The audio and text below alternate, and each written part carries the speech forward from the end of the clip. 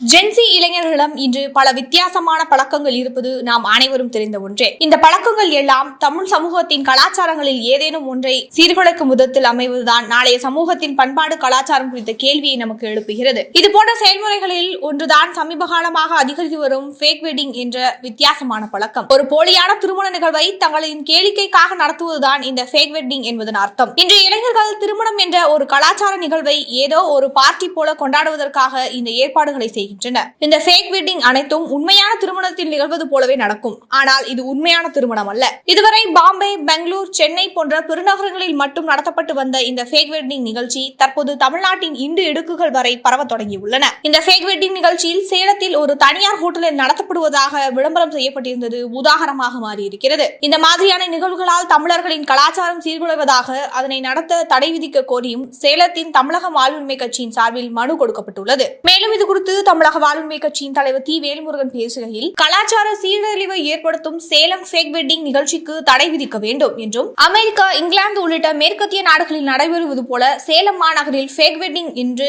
நடைபெற உள்ளது. சேலம் மாவட்டத்தில் இதுபோன்ற நிகழ்ச்சிகளை நடைபெறுவதால் வருங்கால இளைய தலைமுறையினரின் வாழ்க்கை தடம் மாறி செல்வதற்கு வாய்ப்புகள் அமைகிறது. அதாவது மாணவர்கள், இளைஞர்கள் தங்களுடைய தனித்திறமைகளை கல்வி, விளையாட்டு, கலை, விஞ்ஞானம் உள்ளிட்ட பல்வேறு துறைகளில் சாதித்தவர்களை, புதுமைகளை செய்தவர்களை அடையாளம் கண்டு அவர்களின் அனுபவங்களை பகிர்தல், திறமைகளை வெளிப்படுத்துதல் போன்ற சமூக நலம் சார்ந்த நிகழ்ச்சிகளை நடத்தினால் அது எதிர்கால இளைய தலைமுறைக்கு வழிகாட்டுதலாக இருக்கும்.